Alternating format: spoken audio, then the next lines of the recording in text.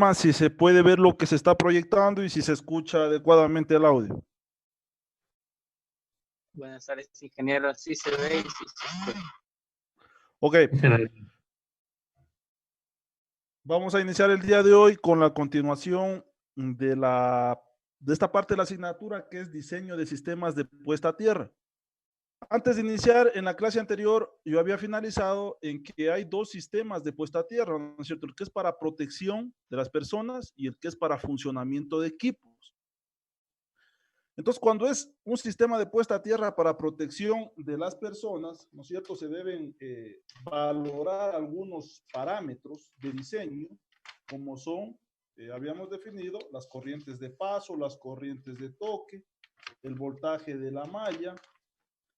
Sí, que eso está en función de qué cosa, de las corrientes a drenar por la malla o que posiblemente puedan circular por las carcasas, por las plataformas donde se instalan los equipos dentro de una subestación o de una cabina de transformación. Bien, como bibliografía vamos a trabajar con la norma IEEE 80-2000, ¿sí? O IEEE 80 que la denominan.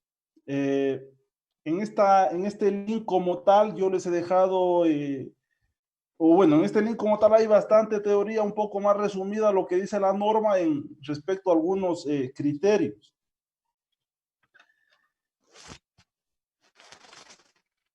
Entonces, netamente en lo que es el diseño de la malla respecto a lo que establece o a los parámetros que establece la norma IEEE 80, vamos a hacer una pequeña introducción donde voy a presentar un estudio o un caso particular, cómo se dimensiona una malla de puesta a tierra de forma rápida. O sea, qué parámetros se consideran, qué ecuaciones se consideran.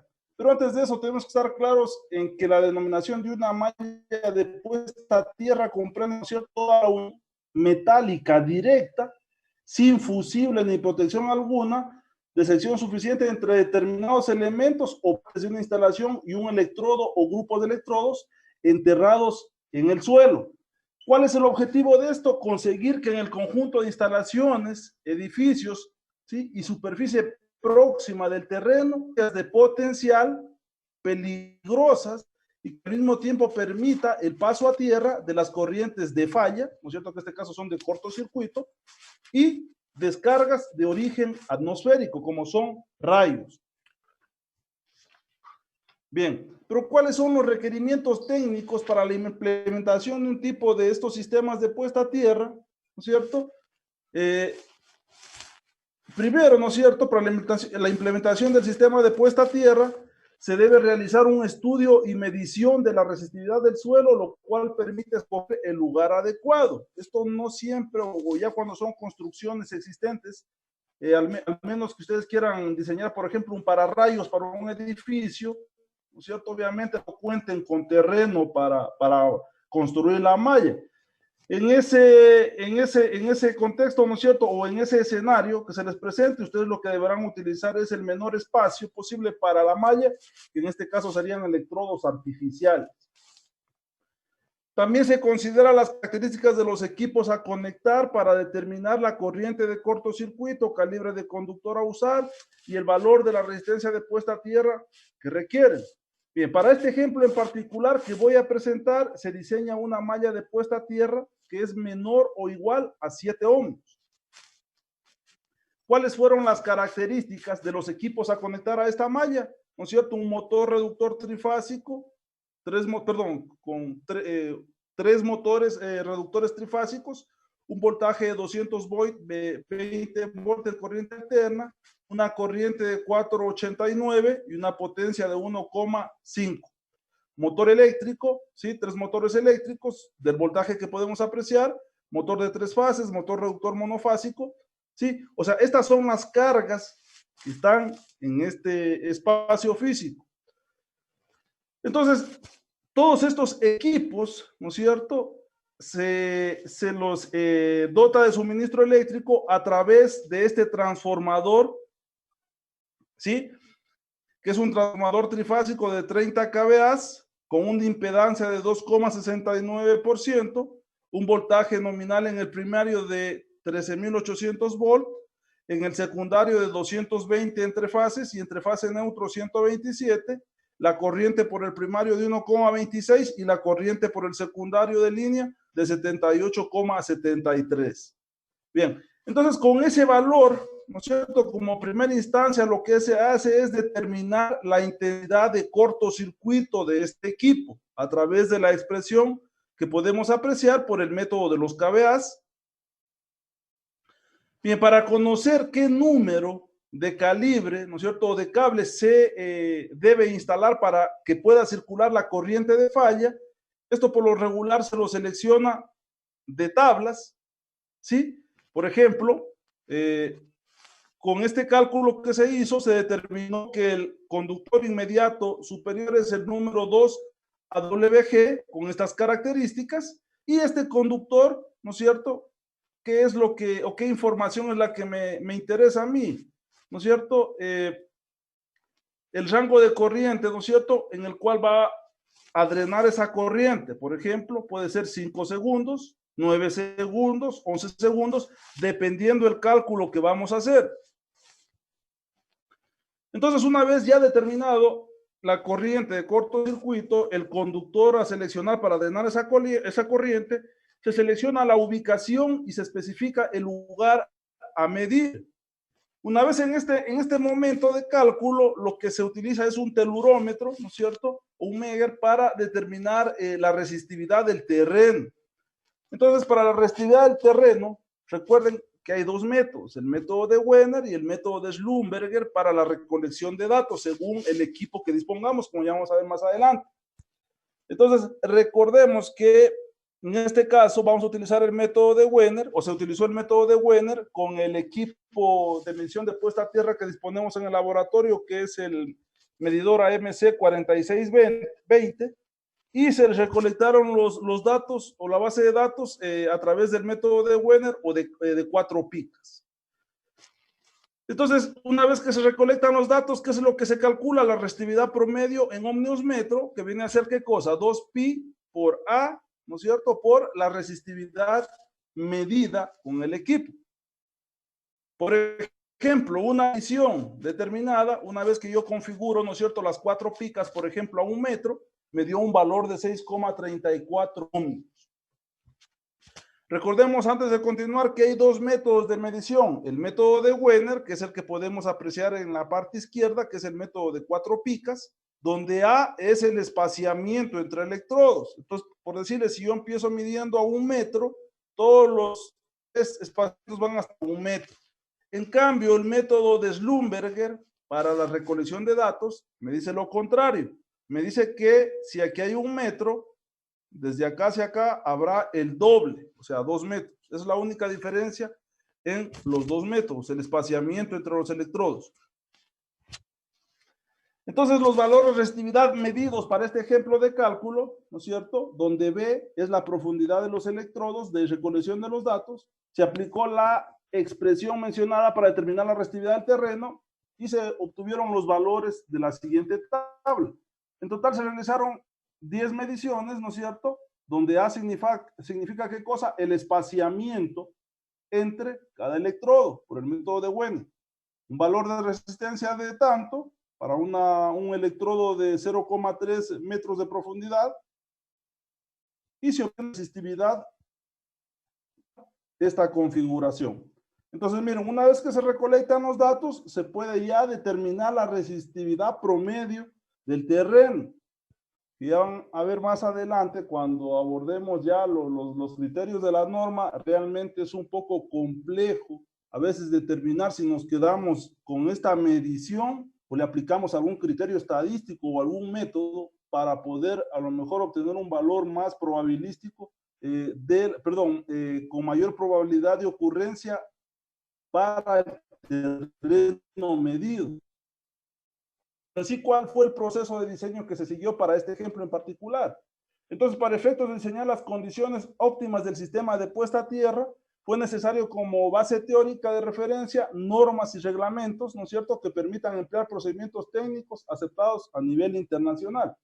Entonces, como se requiere diseñar una malla de resistencia baja, se siguieron algunos, para este caso en particular, de las recomendaciones de la norma IEEE 80-2020.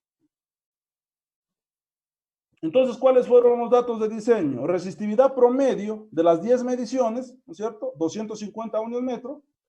Profundidad de enterramiento de la malla, 0,5 metros. Esto me lo da la norma, este criterio. O sea, siempre la malla, ¿cierto?, deberá estar enterrada a medio metro de profundidad de la superficie. Área conectada con tierra disponible, 72 metros cuadrados. Esto varía en función, ¿no es cierto?, 72 metros cuadrados de la disposición de terreno que ustedes tengan para construir la malla. Entonces, aquí se propuso utilizar 8 electrodos, ¿no es cierto?, o varillas Copperwell de 1,80 metros cada uno de largo, y se los decidió colocar en este espaciamiento, ¿no es cierto?, a 3 metros de uno al otro, y de 6 metros con respecto de uno al otro, como podemos apreciar en la configuración presentada. Entonces, una vez que se determina esto, recuerden que la malla de puesta a tierra, como su nombre dice es malla, todo este perímetro irá mallado con un conductor, ¿no es cierto?, y soldado con sueldo exótico. Entonces, la longitud del conductor se la puede obtener con la siguiente expresión, ¿sí? Siendo para este caso, miren, 72 metros de conductor.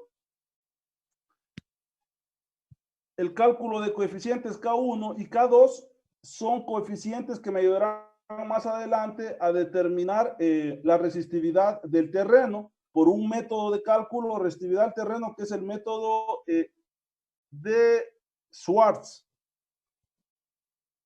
Entonces, para determinar y evaluar el estado de una malla de tierra, cuando se conoce la presencia de electrodos o varillas de tierra, se emplea un método que se conoce como el método de Schwartz, que existe para algunas, para 2 o 3 condiciones, cuando es terreno uniforme, no uniforme o de varias capas, que se basa, bueno, para este caso, en la siguiente expresión, ¿no es cierto? La resistencia de la malla, aplicando el método de Schwartz, para este caso, me va a ser igual a qué cosa? Resistencia de los conductores de la malla de tierra o R sub 11 por R22, que es resistencia de todas las barras enterradas, ¿sí? R12, resistencia mutua entre el grupo de electrodos y los conductores de la malla. Este método de Schwartz, ¿no es cierto?, me permite hacer una estimación de la resistividad promedio que tendrá mi malla de puesta a tierra.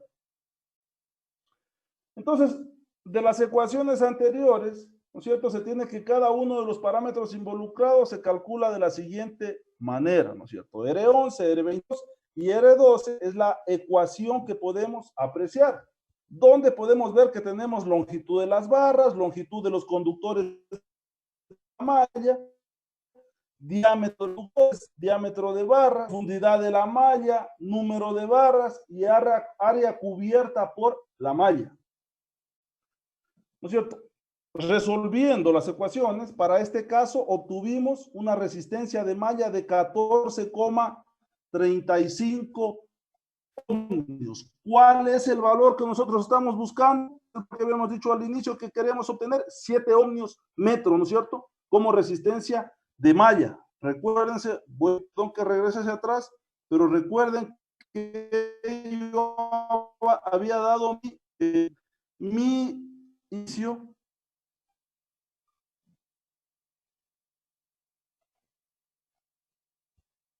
No me acuerdo, déjenme ver en qué lámina yo había dicho, ¿no es cierto?, la resistividad que vamos a buscar.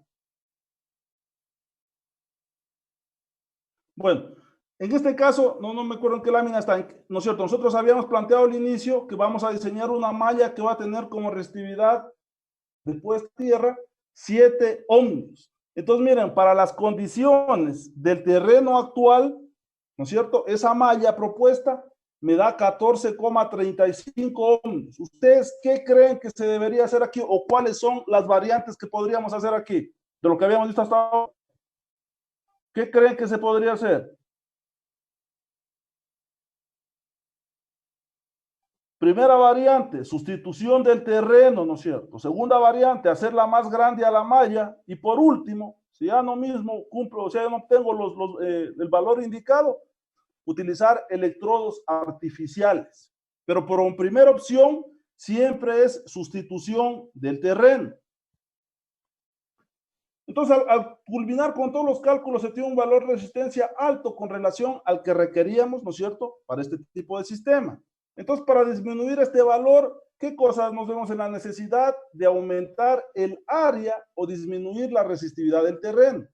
Entonces, para este caso, optamos por disminuir la resistividad del terreno y esto no permite que haya una retención de humedad y en temporadas secas aumentaría el valor de la resistividad considerablemente. Al realizar este cambio, se toma un valor de resistividad de acuerdo a la siguiente tabla y procedemos a calcular nuevamente el valor de resistencia de puesta a tierra. Entonces, miren, vamos a una tabla, ¿no es cierto? Y para este caso yo voy a seleccionar terreno cultivable, fértiles, ¿no es cierto? Que me dice que el valor de este terreno como resistividad es 100 ohmios metro, ¿cierto? Entonces yo selecciono este tipo de terreno o es terreno de cultivo para sustituir el área a intervenir. Entonces nuevamente aplico todos los elementos que componen la ecuación de Schwarz para terrenos no uniformes y miren, obtengo ya que con esta sustitución de aquí, ¿no es cierto?, de la resistividad del terreno por 100, ya mi malla me daría 6,33 ohms. Entonces vamos ahora al proceso constructivo. ¿A qué se refiere sustituir el terreno como tal? O sea, no es que yo voy a intervenir todo el área y la voy a rellenar con tierra de cultivo, ¿no es cierto? Es solo donde va a ir incrustada la varilla. Entonces aquí hay que considerar lo que establece la norma. La norma establece como condicionamiento general que la malla deberá ir enterrada a medio metro, ¿no es cierto?, desde la superficie. Entonces, para este proyecto, ¿no es cierto?, se requirió instalar la excavación de 8 pozos y una zanja rectangular, tal como se puede apreciar en la figura, para electrodos de 1,80 metros de largo y de 0,16 de diámetro, ¿no es cierto? Se prevé un pozo con una profundidad de 2 metros y 1 metro de diámetro. Las zanjas serán de 12 metros de largo, 6 metros de ancho y 0,5 metros de profundidad. Entonces, ¿qué es lo que hacemos? El electrodo lo ubicamos en el centro, ¿no es cierto?, del tubo y esperamos que el gem se endurezca aproximadamente 15 minutos. Transcurrido ese tiempo, procedemos lentamente a retirar el tubo procurando que no salga el electrodo introducido y todos los electrodos deben quedar a una profundidad de 0,5 metros desde la superficie. Entonces, el relleno en las zanjas, ¿no es cierto?, el relleno en las zanjas se realizó a una altura de 0,10 metros desde el fondo, esparciendo tierra fina en todo el reticulado de la malla para posteriormente colocar el cable de cobre desnudo. Entonces, miren, una vez finalizado el relleno en los 8 pozos y zanjas, se procede al paso y tendido del conductor que unirá los electrodos de puesta a tierra con el borne de tierra del tablero eléctrico por el recorrido más corto. Entonces las conexiones se realizaron con soldadura exotérmica, para lo cual se utilizó los moldes de grafito que hay para este efecto y 8 cartuchos, ¿no es cierto?, de 90, de suelda Cadwell 90 y 5 cartuchos de suelda Cadwell 60. Para que tengan una idea, ¿no es cierto?, así es como queda la malla como tal. Ya tendido el conductor, lo que se hace es esparcirle cemento conductivo en la parte superior para mejorar su conductividad. Y cuando nosotros hablamos de sustitución del terreno, se refiere, mire, a sustituir la tierra, ¿no es cierto?, donde va a ir el electrodo. O sea, no es que yo sustituyo toda esta área como tal. Finalmente, ¿no es cierto?, lo que queda es ya todo cubierto de tierra como tal y un pozo de revisión donde va conectada la malla, ¿no es cierto?, y las borneras o el conductor que va hacia las borneras para engancharse, ¿no es cierto?, a todos los elementos que para este caso se había dimensionado como protección. Bien, no sé si hasta ahí hay alguna pregunta, pero en definitiva, cuando nosotros hablamos de construcción de una malla de puesta a tierra, es cierto, utilizar una cantidad de conductor de un calibre adecuado para drenar las corrientes de falla, ¿sí? Y a través del diseño, ¿no es cierto?, garantizar que esta malla como tal cumpla los requisitos. Entonces, ¿hasta ahí hay alguna pregunta? Podemos continuar.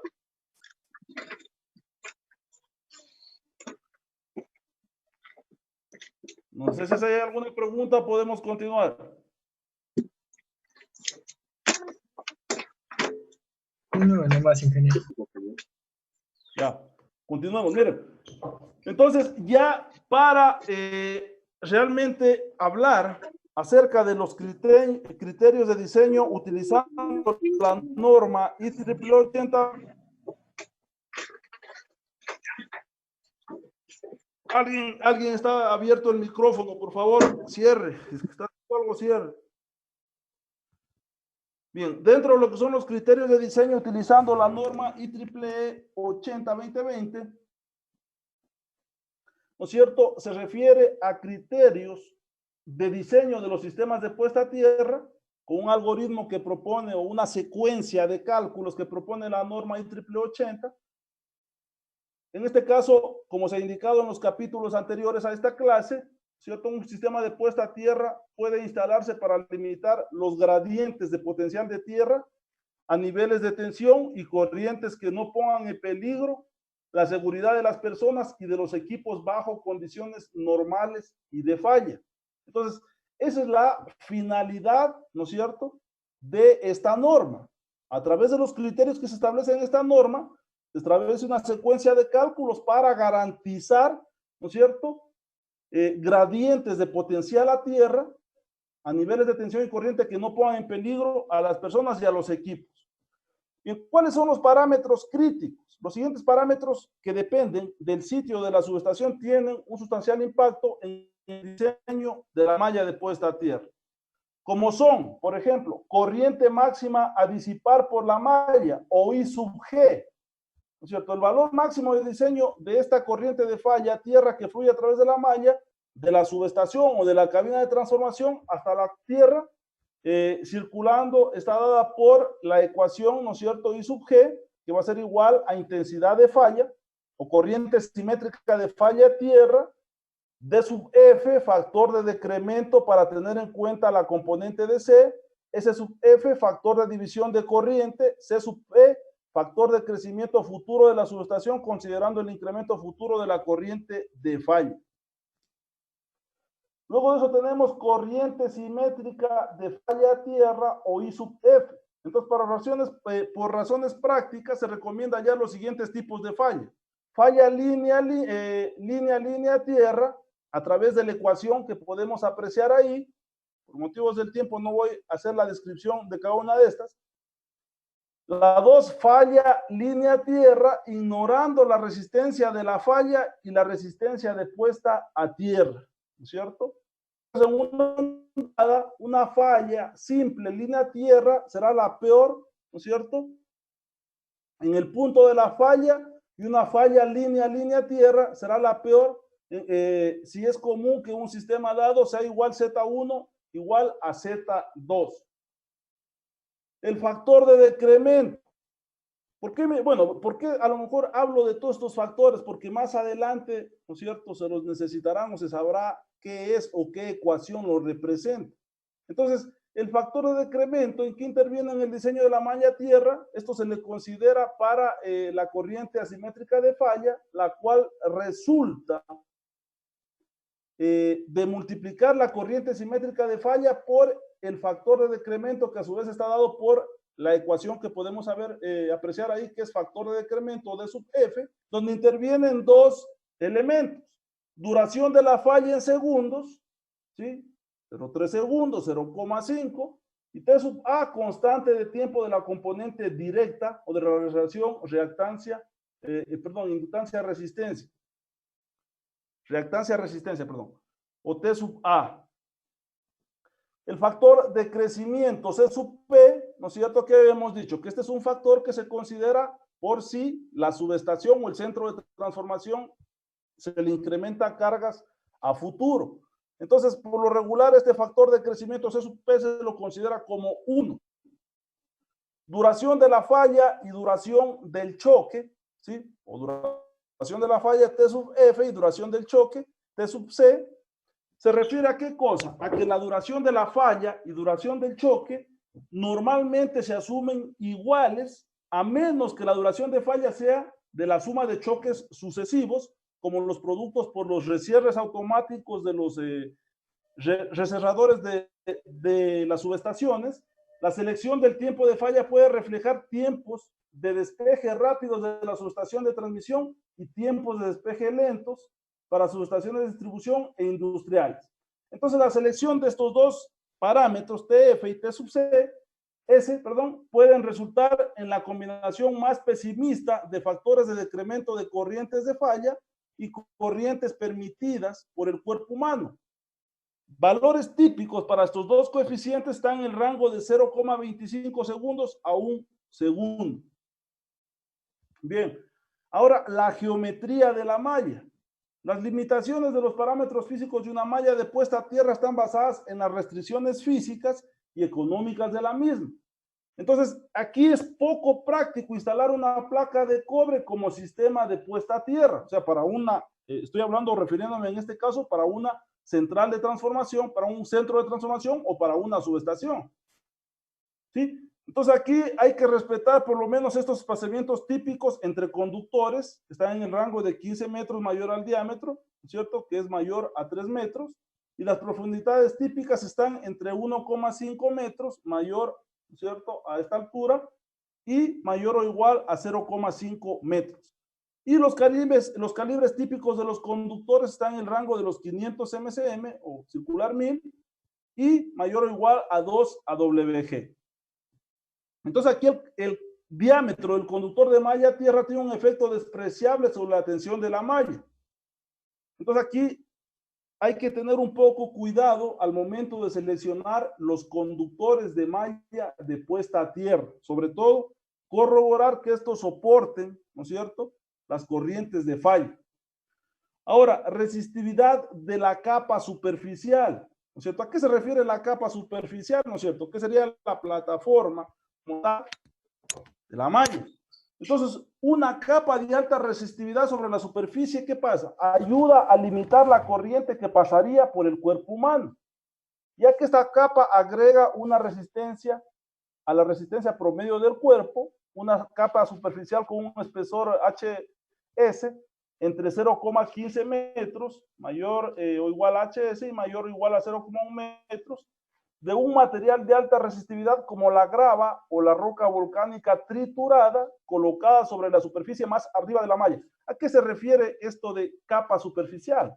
En todas las subestaciones como tal, ¿no es cierto?, se ubica una grava o una capa de grava, ¿no es cierto?, fina. ¿Para qué cosa? Con la finalidad, ¿no es cierto?, ¿de qué cosa? De mejorar la resistividad a nivel superficial. Porque, ¿no es cierto?, cada una de estas pequeñas piedras o de la grava, ¿qué estarían haciendo? ¿O qué función cumplirían, ¿no es cierto?, como una resistencia más, ¿no es cierto?, para entrar en contacto con una persona. Entonces aquí la reducción depende de los valores relativos del suelo en contacto con la malla y del espesor de la capa superficial, ¿no es cierto?, o de la grava. Entonces, la capa superficial también es útil para retardar la evaporación de la humedad y así limitar el secado de las capas superiores durante los periodos de verano. Esta capa tiene una resistividad del orden de los 500 ohmios metro, mayor o igual a la resistividad superficial, mayor a 2000 ohmios metro, y una capa con un espesor de 0,1 metro y 0,15 disminuye el factor de riesgo o relación entre la corriente del cuerpo y la corriente de cortocircuito a una relación 10:1, ¿sí?, comparado con la humedad natural de la tierra. Bien, si se introduce aquí el factor de disminución de la capa superficial o conocido como C sub S, que puede ser considerado como un factor de corrección para calcular la resistencia efectiva del pie, ¿no es cierto? Este valor como tal está dentro del 5% de los valores obtenidos con un método analítico. Entonces, para determinar esta constante superficial, nosotros vamos a hacer uso de esta ecuación. Y la norma también define el factor de reflexión entre las resistividades de material diferentes como K, ¿no es cierto?, que va a ser igual a la resistividad menos resistividad superficial entre resistividad más resistividad superficial. Bien, hasta ahí son algunos criterios que aunque a lo mejor les va a parecer un poco pesado o no entiendan en este momento de qué estoy hablando, hasta que no hagamos el ejemplo práctico y ustedes puedan cerciorarse paso a paso de qué son cada uno de estos parámetros, quiero mencionarles que cada configuración de una malla, ¿no es cierto?, tiene una ecuación característica para determinar su resistividad de puesta a tierra. Entonces, miren, por ejemplo, varilla longitudinal, ¿no es cierto?, radio A, ¿no es cierto?, tiene esta ecuación. Si coloco un alambre en ángulo recto, longitud de un lado, L, profundidad S sobre 2, la ecuación que me permite determinar la resistencia de malla es esta ecuación. Y así, cada una o las configuraciones más comunes que pueden haber en mallas de puesta a tierra. Bien, luego de eso vamos a tener en la norma lo que son la interpretación de las medidas de resistividad del suelo. O sea, recuerden que cada suelo, o sea, no va a ser la misma resistividad que hay aquí en un terreno, por decirles, en Las Pitas, que haya un terreno en la Argelia, que haya un terreno en el Valle, que haya un terreno en qué sé yo, en Chinguilanchi, ¿sí? Dependiendo el lugar de ubicación, ¿no es cierto?, la resistividad del terreno será variable. Entonces, para eso, los modelos más comúnmente usados para la resistividad del suelo son el modelo de suelo uniforme, ¿sí?, el modelo de suelo de 2 capas y el modelo de suelo multicapa. Nosotros como tal nos vamos a centrar en los 2 primeros métodos, porque ya el modelo de suelo multicapa intervienen otros elementos de cálculo que necesitamos otro tipo de medición. Entonces nosotros cuando hablamos de modelo de suelo uniforme, ¿se refiere a qué cosa? A la sumatoria de las n mediciones que ustedes hicieron por algún método, o sea, por el método de Wenner o Schlumberger, y dividen entre n, y ustedes tendrían una resistividad promedio si consideramos qué cosa, que la resistividad del terreno es uniforme o un modelo de suelo uniforme. Entonces, la mayoría de los suelos no reúnen este criterio, ya que en la práctica la resistividad de los suelos varía significativamente. El modelo de suelo de 2 capas, ¿sí?, o a través del método gráfico de Sunde, que se refiere, ¿no es cierto?, a la relación entre la resistividad menor menos la resistividad mayor entre resistividad menor más mayor, ¿sí? O lambda 1, resistividad de la capa superior, lambda 2, resistividad de la capa inferior. Entonces, en muchos casos, la representación de un electrodo de tierra basado en un modelo equivalente de 2 capas es suficiente para diseñar un sistema seguro de puesta a tierra, ¿sí? Un modelo de suelo de 2 capas puede aproximarse empleando el método gráfico de Sunde. Como vamos a ver más adelante, la figura 2 está basada en los datos de prueba de Wenner y los parámetros lambda 1 y 2 se obtienen por inspección de las medidas de resistividad y solamente H es obtenido por el método de Sunde como sigue. Entonces, cuando yo voy a evaluar un terreno como si fuera suelo de 2 capas, yo tengo que seguir los siguientes pasos para determinar su resistividad. Primero, dibujar la gráfica, resistividad versus distancia, ¿sí?, de las mediciones. De la gráfica anterior se estima resistividad menor y mayor, extendiendo el gráfico en ambos extremos para obtener los valores de la resistividad si los datos de campo son insuficientes. Determinar esta relación, ¿no es cierto?, y seleccionar una curva del gráfico de la figura 4 que vamos a ver, o interpolar y dibujar una nueva curva en el gráfico. Seleccionar el valor, ¿no es cierto?, de lambda A entre 1 sobre el eje Y dentro de la región pendiente de la curva de la relación mayor y menor de la resistividad. Leer el valor correspondiente de espaciamiento sobre H sobre el eje X calcular lambda A multiplicando el valor seleccionado por lambda 1, leer el espaciamiento de prueba correspondiente de la gráfica que vamos a ver a continuación y calcular la profundidad del nivel superior H usando la separación de prueba apropiada. Entonces, miren, cuando trabajemos en suelo de 2 capas o el suelo gráfico que se conoce, no es nada más que utilizar esta figura, ¿sí? Y a través de una secuencia de cálculos que les voy a mostrar, se determina un valor en este rango, ¿sí? Y a través del valor identificado, por ejemplo, si determinara en el cálculo que se necesita 0,3, estaría por aquí, lo que hago es tratar de interpolar una curva que se parezca a esta, ¿sí? Y donde se entrecorte, obtengo otro valor, que es la relación A sub H que había hablado. Y acá, la relación lambda A sobre 1, ¿no es cierto? Entonces, miren, de este valor como tal, yo necesito calcular este valor de aquí para, a través de ese valor, tratar de extrapolar una curva lo más parecida y obtener el valor que representa este de aquí, eje de las Y, y el valor que representa el eje de las X. El método de suelo multicapas como tal, como les había dicho, ese no lo vamos a analizar realmente porque es un modelo ya un poco más complejo y para determinar una malla de puesta a tierra basta, o al menos para esta parte de la asignatura, lo que vamos a ver es analizar a través de los 2 métodos que les he mencionado. Bien, para la selección del tamaño del conductor, ¿no es cierto? Podemos utilizar esta ecuación que la recomienda la norma, donde, como ustedes pueden ver, tiene diferentes elementos: corriente asimétrica, área del conductor, temperaturas, ¿sí? Entonces, todos estos coeficientes que tiene esta ecuación los podemos encontrar de una tabla que vamos a ver a continuación. Entonces, cuando hablemos de criterios de tensión de paso y de toque tolerables, miren, estos son muy importantes. Entonces, ¿por qué el criterio de tensión de paso y de toque son, tolerables es tan importante cuando determinamos una malla de puesta a tierra? Porque la seguridad de una persona depende de la prevención de cantidades críticas de energía de choque absorbidas por el cuerpo humano antes de que la falla sea despejada.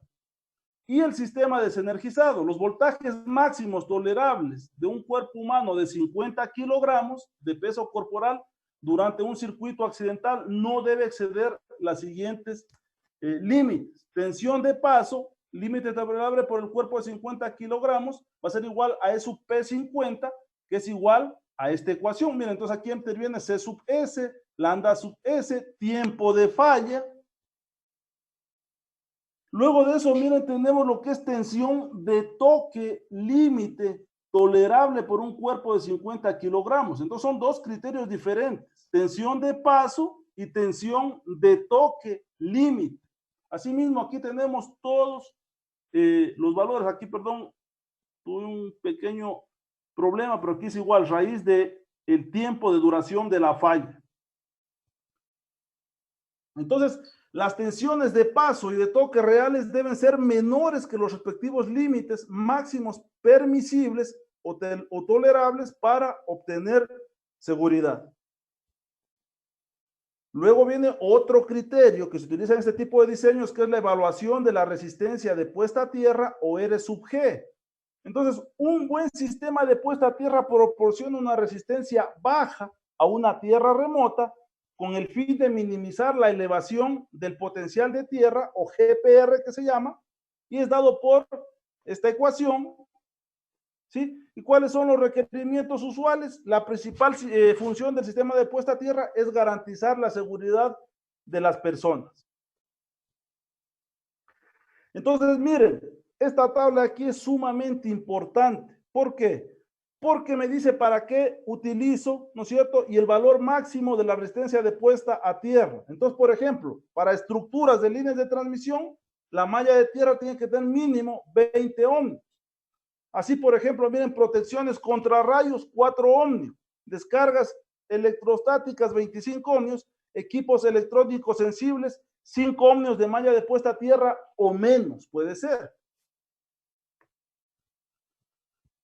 Bien, miren, hasta ahí son los criterios que establece la norma como tal, que yo he tratado de resumirlos, Cámara, lo más compacto posibles, Pero no me crean a mí, luego tendrán que leer la norma y se van a dar cuenta que todos estos criterios y ecuaciones, aunque no las entiendan en este momento, en los ejemplos que se han planificado para esta parte de la asignatura, ustedes se van a dar cuenta qué significan o en qué intervienen en la secuencia de cálculos que se deben desarrollar para diseñar una malla de puesta a tierra.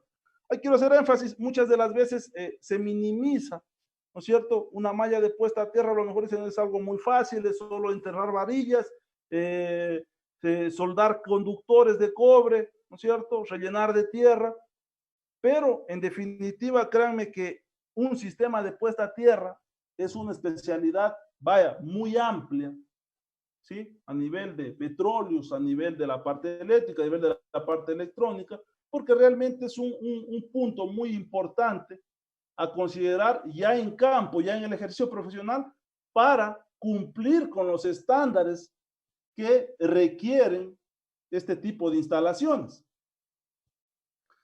Entonces, yo he tratado de resumir esta secuencia de cálculos de la siguiente forma para dimensionar este tipo de sistemas.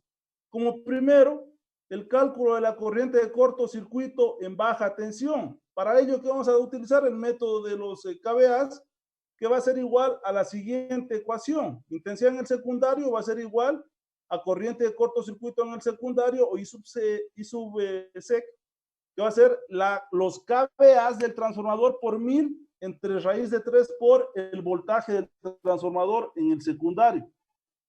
Y la corriente de cortocircuito simétrica máxima en baja tensión se determinará con la siguiente ecuación. Intensidad de cortocircuito simétrica, perdón, va a ser igual a 100% entre la impedancia del transformador, que eso es una tabla que me da la norma de los transformadores de construcción, la norma de construcción de los transformadores, por la intensidad de cortocircuito calculada anteriormente. Siguiente paso. Cálculo de la corriente asimétrica de falla. La corriente de cortocircuito asimétrica se calcula por la siguiente expresión, ¿no es cierto? I sub F, o corriente asimétrica de falla, intensidad de cortocircuito máxima por el factor de decremento, llamado también factor de asimetría, ¿sí? Pero ¿qué es este factor? Es la relación reactancia-resistencia para mallas de puesta a tierra en subestaciones transformadoras, es 10 y el tiempo de duración de la falla es 0,5. Miren, entonces en todo este tipo de proyectos siempre se considera el tiempo de falla 0,5 segundos. ¿Qué es lo que recomienda la norma IEEE 80-2000? Obteniéndose para este caso, ¿qué cosa? Un factor de decrecimiento, ¿para qué cosa? Miren, el valor de relación XR para mallas de puesta a tierra en situaciones transformadoras es de 10, ¿no es cierto? Entonces, la relación de este factor de decremento va a ser 10 para este caso, ¿sí? Para a lo mejor casos, otros casos particulares puede ser diferente, pero por lo regular para este tipo de proyectos se considera este valor 10, ¿sí? La frecuencia, la cantidad de segundos de falla del cortocircuito o del drenaje de la falla, ¿cierto? 0,5. Entonces, para 30 ciclos, ¿no es cierto? Mi factor de decremento va a ser 1,026, que es lo que van a utilizar ustedes en todos los proyectos casi. Luego de eso, cálculo de cortocircuito en media tensión. Asimismo, aquí determinamos en cambio, ¿qué cosa? La intensidad de cortocircuito en el primario, pero esta vez, en vez de ser el voltaje en el divisor, ¿no es cierto?, del secundario, va a ser del primario. En este caso, qué sé yo, 13,800, ¿no es cierto? Si es ese voltaje. Y asimismo, la corriente de cortocircuito máximo en media tensión va a ser igual a 100 por la impedancia del transformador por la intensidad anterior calculada para el primario. Bien, miren, en la norma da una ecuación un poco más larga como tal para calcular el calibre del conductor. Yo, de mis estudios que he hecho, esta ecuación me permite llegar al mismo resultado, ¿sí?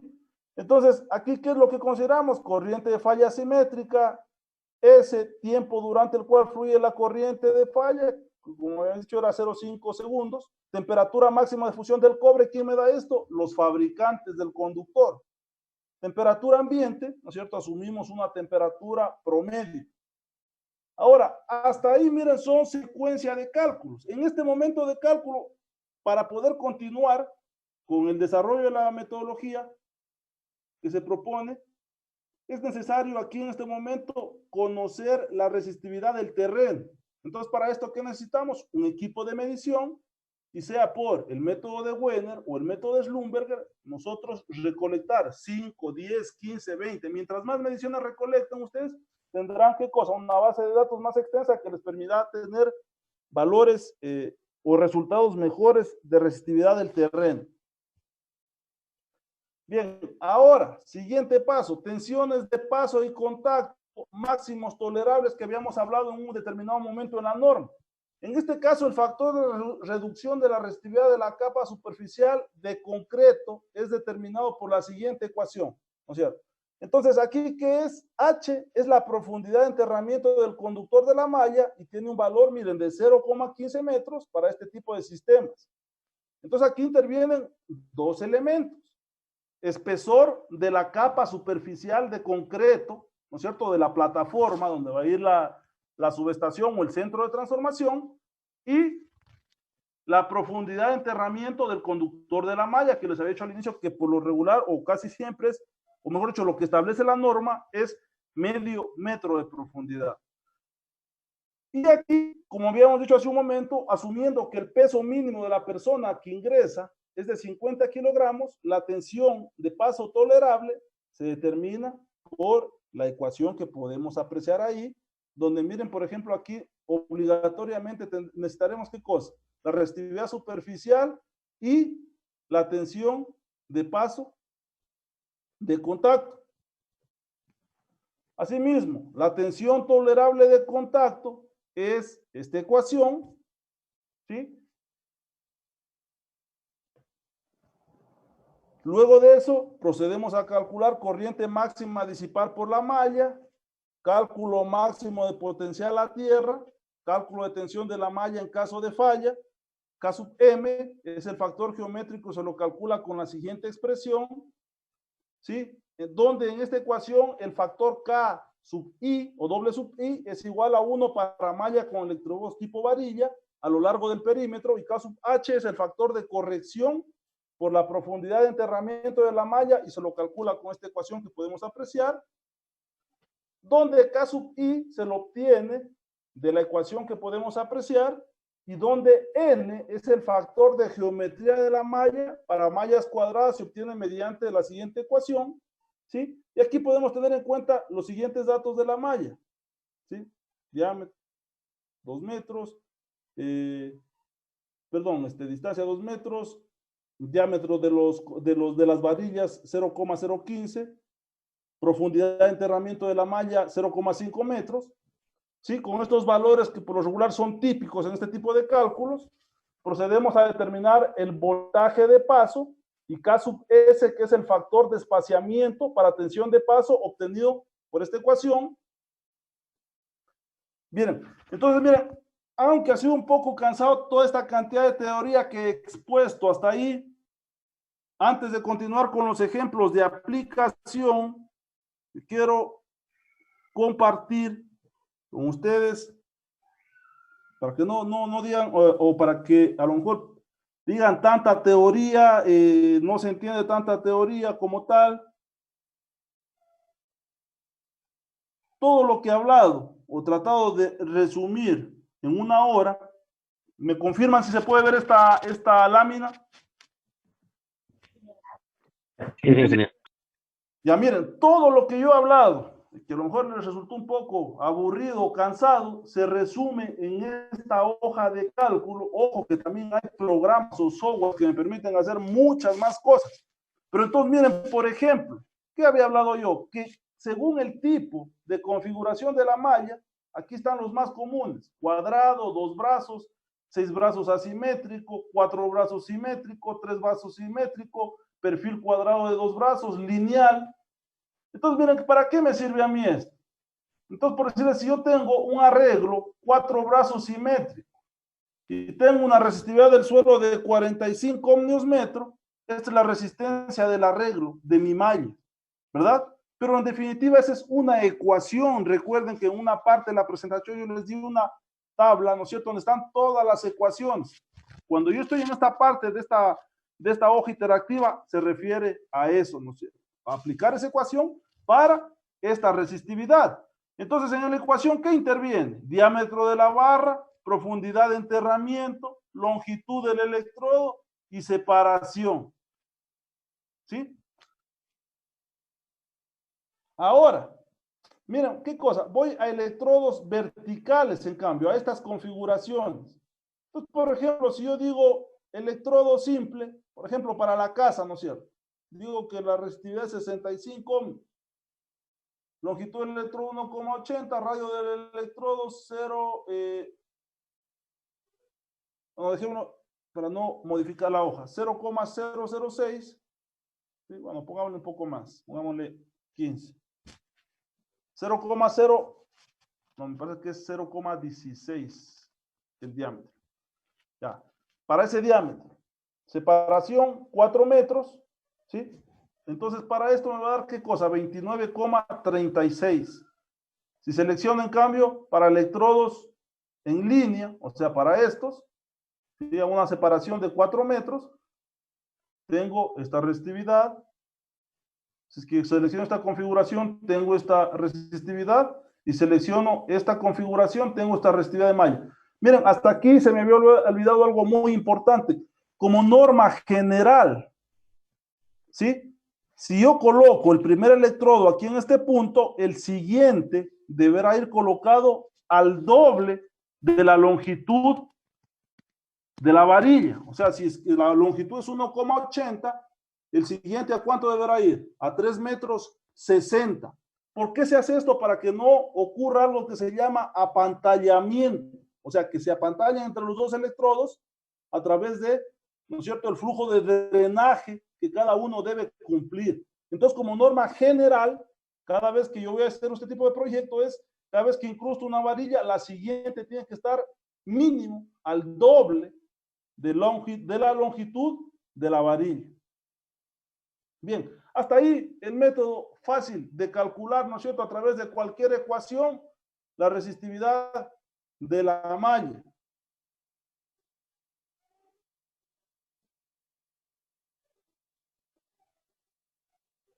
Pero bien, ahora viene toda la teoría que hemos visto y las ecuaciones que hemos visto. Miren, ahora tenemos, ¿qué cosa? Datos del suelo, resistividad superficial, ¿qué cosa? Profundidad de la capa superficial o espesor del concreto, geometría de la malla, largo, ancho, ¿cierto? Área se va a calcular automáticamente, espacio vertical, espacio horizontal, conductores se va a calcular automáticamente, conductores horizontales, longitud del conductor, profundidad de enterramiento de la malla es un dato fijo, cantidad de varillas, ustedes determinan, ¿sí? Largo de las varillas, y con varillas en las esquinas, determinan si es sin varillas o con varillas, y paso a obtener este valor. Luego de eso, miren, parámetros eléctricos, tiempo de duración de la falla, ¿sí? Si es trifásica, mi corriente de falla trifásica. Luego de eso, conductor de la malla. Aquí puedo seleccionar cada uno de estos conductores, ¿sí? O el conductor que me sirve, por decirles, para hacer un recubierto de cobre, conductividad 40, bueno, las características técnicas del conductor, ¿sí? O esta información, ¿de dónde se lo obtiene? De esta parte de la norma. Tipo de unión, si es soldada o empernada, ya todas las mallas son soldadas. Temperatura máxima de unión, temperatura ambiente, ¿no es cierto?, que voy a dejar como norma.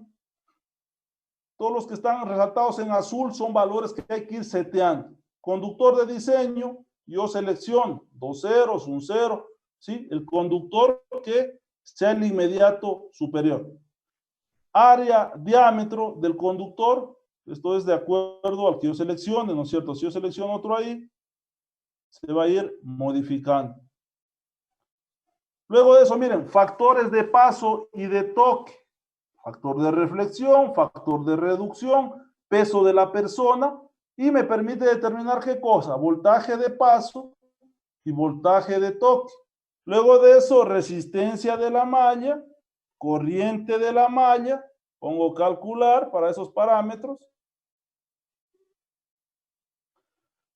Miren, entonces, bueno, para estas condiciones, por ejemplo, el diseño cumple con la norma. Entonces, miren, por ejemplo, ¿qué pasaría si yo cambiara cantidad de varillas, qué sé yo, le pusiera 4? Vamos a ver. Aún sigue cumpliendo. Vamos a cambiar un conductor 2AWG. Sigue cumpliendo. Déjenme ver qué otra cosa. Ah, ya, esto de aquí subámosle un poco.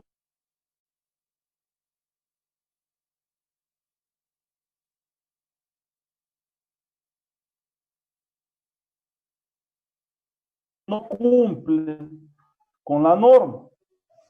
Entonces, si en este caso no cumple, ¿no es cierto? Si desde aquí ya no cumple, ¿qué habíamos dicho que debemos hacer en este caso? Mejoramiento de la resistividad del terreno. Entonces, en esta hoja se encuentran, o cuando ustedes hagan el diseño, ¿no es cierto? Les va a dar la configuración que ustedes van a estar haciendo como tal, capa superficial, nivel de enterramiento, ¿sí? Espesor del concreto, corrientes de falla, los factores de decremento que habíamos hablado, constantes de materiales. Entonces, miren, todas esas ecuaciones se encuentran seteadas en esta hoja como tal, pero bueno, mi interés no es que ustedes aprendan a ingresar datos, sino que ustedes entiendan qué es cada uno de los cálculos que hace la hoja como tal. No sé si hasta ahí hay alguna pregunta, podemos continuar.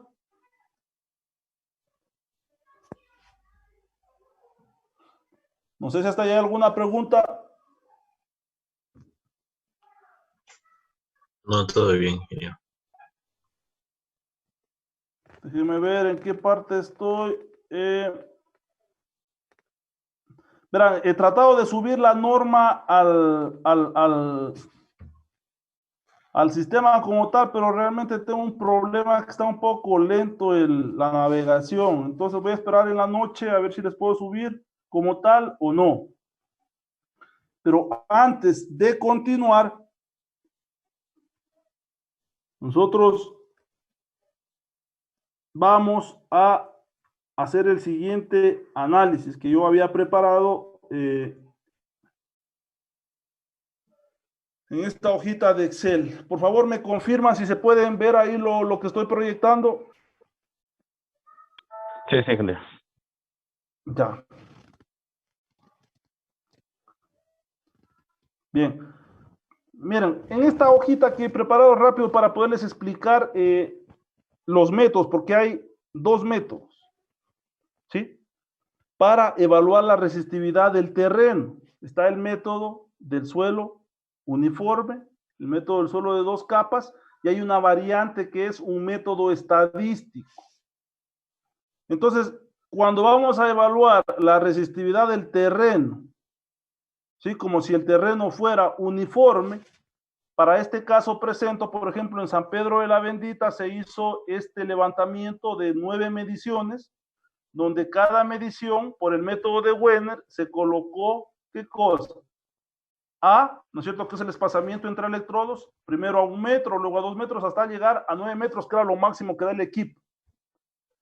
Entonces, miren, ¿cuál es la resistividad del terreno? Es la aplicación de esta ecuación, 2pi por espaciamiento por resistividad del terreno, ¿no es cierto? Y aquí me da en ohmios metro.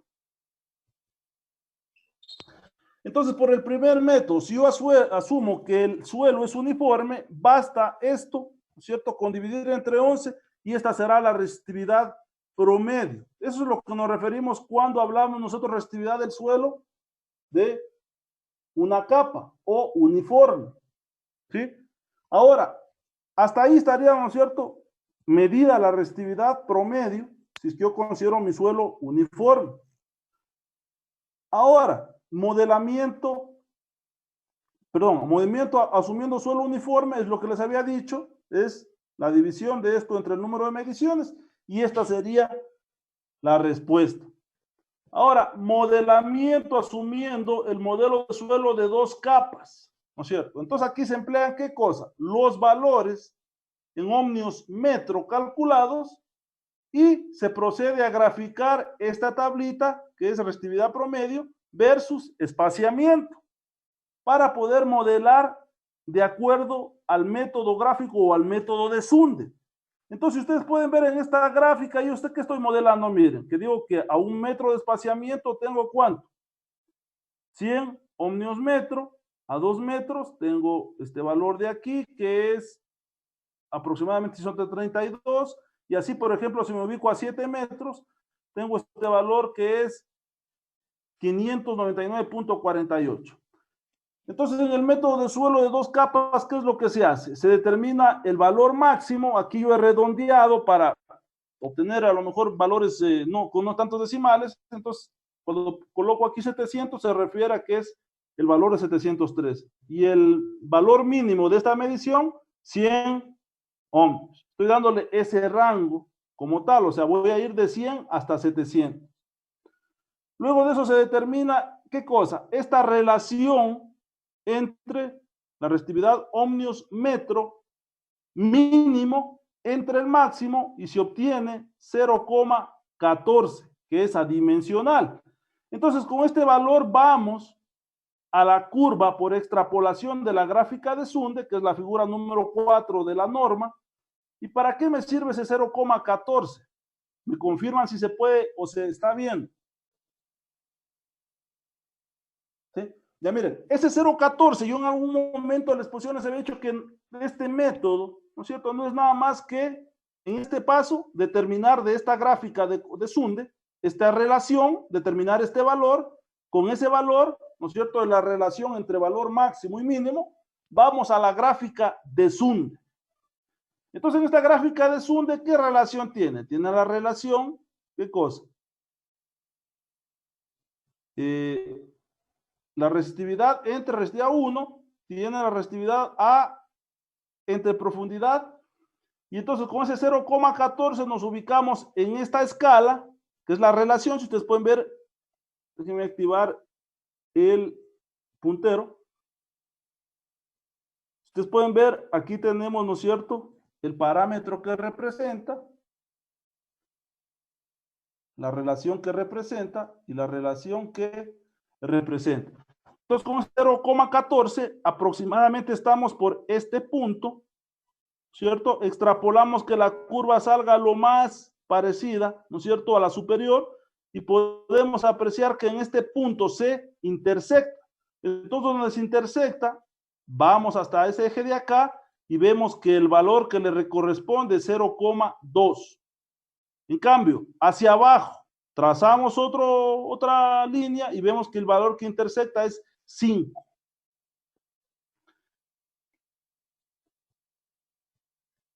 Bien, entonces, hasta este momento, hemos determinado, de acuerdo a este valor 0,14, qué valores vamos a seleccionar del eje de las Y y el eje de las X. Entonces, miren, para este caso, la relación en el eje de las Y de ρA entre ρ1 va a ser 0,2, y el espaciamiento de prueba, o A entre H, va a ser igual a 5. Entonces, aquí calculamos esta relación, que va a ser igual al valor obtenido en Y por X, ¿sí?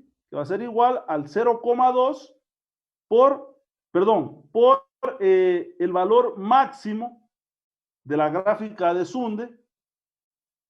Y procedemos al siguiente paso. De la figura de Sunde que se realizó al inicio, se lee ¿qué cosa? Para 140 ohmios metro, ¿sí? Aquí trazamos nuevamente. Para 140 ohmios metro, ¿qué valor es este? El que obtuve en este paso. ¿Cierto? Trazo hacia acá, veo dónde se intersecta, digo que tengo un valor aproximado de 2,3 metros. ¿Para qué me sirve este valor de aquí?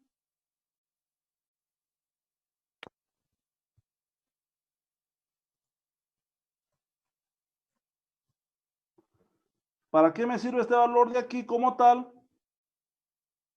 Ahora, con este valor, procedo a calcular la profundidad de la capa superior usando la separación de prueba apropiada, que va a ser igual a la relación A entre A sobre H. ¿O qué valores calculados? 2,3 entre este valor, que era la relación A entre H, ¿no es cierto?, de la gráfica de Sunde, y obtengo un valor de 0,46. Entonces, miren, ¿para qué me sirve esa información? Si el sistema de puesta a tierra de la subestación está compuesto por una malla con configuraciones horizontales enterrado a una profundidad de H 0,5 metros y varilla de 1,8 metros cada uno, como en la siguiente figura, profundidad de enterramiento de la malla 0,5, H 2,3, varilla de puesta a tierra una longitud de 1,8 metros, resistividad 1, 700 ohmios metro, resistividad 2, 100 ohmios metro, lo que habíamos determinado al inicio. Entonces la resistividad aparente estará dado por la siguiente ecuación: longitud del electrodo, resistividad 1 por 2, entre resistividad 2 por, ¿qué cosa? H, que es la longitud que vamos a tener hacia qué cosa, hacia la división entre capa superficial y capa 2, o capa 1 y capa 2. ¿Más qué cosa? Resistividad, capa 1, por longitud del electrodo, por la diferencia de la profundidad de la malla menos la longitud que hay desde la superficie hasta esta línea. Entonces, miren, para este caso, ¿no es cierto?, esta resistividad de 46,67 será la vista por el sistema de puesta a tierra compuesto por una malla horizontal y varillas verticales de tierra, ¿sí? Entonces, miren, ¿qué estoy determinando? La resistividad aparente, ¿no es cierto?, para este suelo con el método de Sunde, que establece un suelo de 2 capas. Sí, me dice que en la capa superficial voy a tener 700 ohmios metro y en la otra capa 100 ohmios metro. Entonces, para ese suelo, o para esas condiciones de ese suelo, para esta configuración de malla, como tal, tendré 46,67 ohmios metro, que es la resistencia aparente para este caso. Entonces, miren, hasta ahí quisiera concluir el día de hoy, porque este método de aquí que voy a presentar en la siguiente clase es un poco largo, un poco complejo de entender en algunas partes, y quisiera más bien que por favor lean la norma que les voy a pasar. Si es que no logro subir al sistema, yo les he de pasar el link como tal para que la descarguen. No sé si hay alguna pregunta hasta ahí, como tal.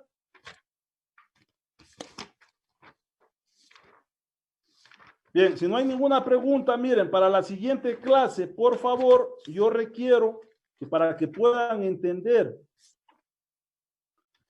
lo que voy a hablar de la norma que voy a subir, lean de la página 23 a la página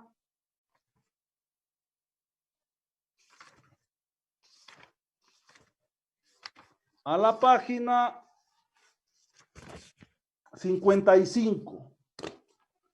¿Sí? Lean de la página 23 a la página 55. Están llenas de tablas esa parte de la norma, para que ustedes realmente entiendan la cantidad de ecuaciones que hay que considerar, ¿sí?, y que están resumidas en la clase de hoy. Entonces, miren, hasta hoy hemos visto lo que es la parte teórica como tal, ¿sí? Hemos abordado el día de hoy de forma rápido cuando se calcula la resistencia del terreno, asumiendo el suelo de una capa uniforme, que es lo que se hace cuando vamos a modelar el suelo de 2 capas, ¿sí? Cómo hacemos el análisis como tal a través de la gráfica de Sunde, y la próxima clase concluiría lo que es puestas a tierra con el método estadístico, ¿sí? O el método de los logaritmos para determinar la resistividad promedio del terreno cuando queremos hacerlo a través del método de los logaritmos, y concluiríamos con un ejemplo real del diseño de una malla de puesta a tierra para una subestación como tal. No sé si hay alguna pregunta hasta ahí. No, ingeniero. Bien, si no hay ninguna pregunta hasta ahí, concluimos por el día de hoy, señores. Buena tarde. Ingeniero, Dígame. una consulta con respecto a la tarea de instalaciones. Recuerda que dijo que le iba a cambiar para la fecha de hoy. Suban nomás, no hay problema. Ah, ya, por el retraso hablaba nomás. Ya, ingeniero. No, Eso no hay nomás. problema. Suban nomás. Ya, Suban nomás, no hay problema. ya, ingeniero, muchas gracias. Ok. Bien, si no hay ninguna Ingeniero, pregunta, dígame. es sobre las tareas que estaban aún sin calificar de sistemas, tal vez que podría ayudarnos, digo. Denme chancecito porque estoy un poco complicado con otra asignatura. Salgo de esa asignatura y les empiezo a coordinar con cada uno de los que tengan problema para revisar el sistema. Él es ingeniero, gracias.